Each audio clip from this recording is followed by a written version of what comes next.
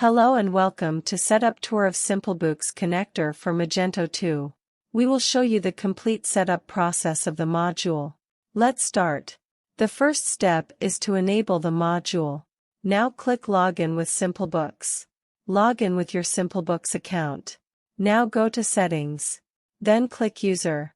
Click View API Token in User. Copy the token from here and paste in Module Setting. Copy the company ID from URL and paste in Module Setting.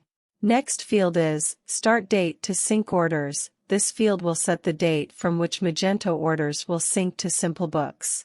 One last field is Order Statuses. Select the order statuses of Magento orders that will be synced to Simplbooks. Leave it if you want to sync all orders. Now save the configuration. Module setting is complete. Now we will show you the syncing of customers, products and orders. Click the Simplbooks menu and you will see the sync menus. In case these menus are not present, then flush Magento cache from cache management. Now click the Sync Customers. Click the Export button to sync the customers from Magento to Simplbooks. Import button will do the reverse of export. We have already synced the customers to Simplbooks. Let's see them in Simplbooks. See, customers are present in Simplbooks.